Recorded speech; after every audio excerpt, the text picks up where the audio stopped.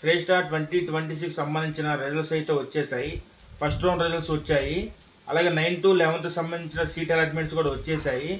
ఎవరికి ఎక్కడ సీట్ వచ్చిందో కామెంట్ సెక్షన్లో కామెంట్ చేయండి. అలాగే ఎంత ర్యాంక్ వచ్చిందో కూడా కామెంట్ చేయండి. ఆ ర్యాంకును బట్టి ఎక్కడ వస్తుందో కూడా అందరికీ ఒక క్లారిటీ ఉండిద్ది. నాకైతే ఈరోజు 3 కామెంట్లు వచ్చాయి. అందులో ఒకరికి 150 ర్యాంక్ వచ్చిన వాళ్ళకి వైజాగ్లోని ఎంఏ వరల్డ్ స్కూల్ అయితే వచ్చిందన్నారు. అలాగే ఇంకొకరికి 2188 ర్యాంక్ వచ్చింది. వాళ్ళకి ఫస్ట్ రౌండ్లో సీట్ అయితే రాలేదు. సో వాళ్ళు సెకండ్ రౌండ్లో మళ్ళీ వాళ్ళు చాయిస్ ఫీలింగ్ అయితే పెట్టుకోవచ్చు. ఇంకొకరికి కామెంట్ చేసింది ఏంటంటే ఫస్ట్ రౌండ్ మేము మిస్ అయ్యమని చెప్పి అన్నారు. వాళ్ళు సెకండ్ రౌండ్లో చాయిస్ ఫీలింగ్ అయితే పెట్టుకోవచ్చు. నాకు తెలిసి అయితే ఆంధ్రాలో 1000 లోపు ర్యాంక్ ఉన్న వాళ్ళందరికీ సీట్ అయితే వచ్చి ఉండిద్ది. అది కొన్ని స్కూల్లో గర్ల్స్ కోటా ఉండిద్ది, కొన్ని స్కూల్లో నార్మల్గా ఇద్దరు కల్పిస్తారు. కామెంట్ చేసిన వాళ్ళలో ఇంకొకరికి జయశక్తి స్కూల్ వచ్చింది. వాళ్ళకి 807 ర్యాంక్ అయితే వచ్చిందంట. కంగారు అయితే ఏమి లేదు.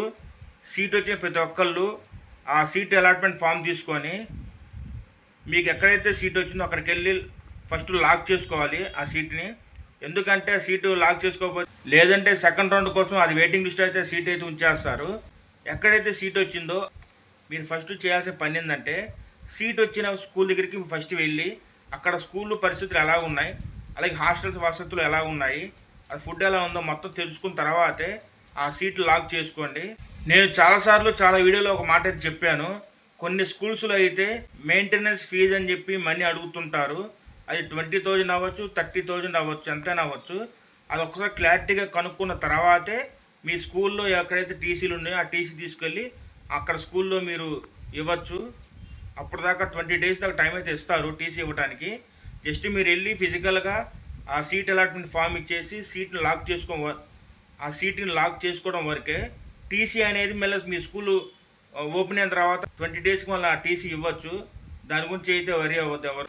ఆంధ్రాలో 9 స్కూల్స్ అయితే ఇచ్చారు. మరి 9 స్కూల్లో ఎంతమంది సీట్ వచ్చిందో కామెంట్ చేయండి. చాలామంది ఇంతకుముందు ఇంత ర్యాంక్ వస్తే మాకు ఎక్కడ సీట్ వచ్చిందా రాదా అని కామెంట్ చేశారు, కానీ సీటు వచ్చిన తర్వాత ఎవరు కామెంట్ చేయలేదు. కామెంట్ చేస్తే అందరికీ ఒక క్లారిటీ వచ్చింది. అలాగే మన వీడియోని అందరూ చూస్తున్నారు కానీ లైక్ చేయట్లేదు, షేర్ చేయట్లేదు, అలాగే సబ్స్క్రైబ్ అయితే చేసుకోవట్లేదు. మన ఇన్ఫర్మేషన్ అనేది మీకు నచ్చిద్దని అనుకుంటున్నాను. నేను శ్రేష్ఠ నోటిఫికేషన్ పడ్డప్పటి నుంచి ఇప్పటి వరకు నేను వీడియోస్ చేస్తూనే ఉన్నాను దీని గురించి. అంటే కొంతమంది కన్నా అది ఉపయోగపడిద్దనే నమ్మకంతోనే ఈ వీడియో చేస్తున్నాను. ఎవరికైతే తెలియదు వాళ్ళందరికీ ఈ వీడియోని షేర్ చేయండి.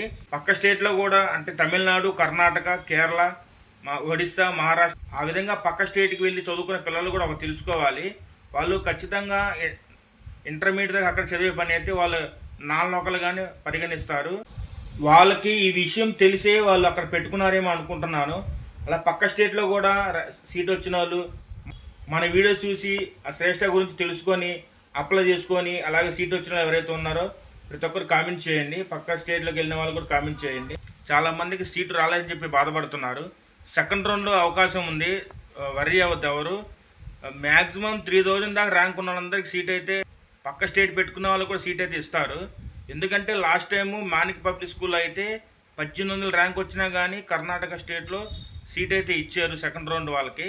ఒకవేళ సీటు రాకపోతే బాధపడొద్దు. ఎందుకంటే సిబిఎస్ఈ సిలబస్సే వాళ్ళు చదివేది. స్టేట్లో 10th వరకు సిబిఎస్ఈ సిలబస్సే నడుస్తుంది. సెకండ్ రౌండ్లో కూడా పక్క స్టేట్ అయితే పెట్టొద్దు. సీట్ రాకపోయినా బాధ లేదు, కానీ పక్క స్టేట్కి వెళ్ళి సఫర్ అయితే అవ్వద్దు. నేనైతే సెకండ్ రౌండ్లో కూడా వీడియో చేస్తాను.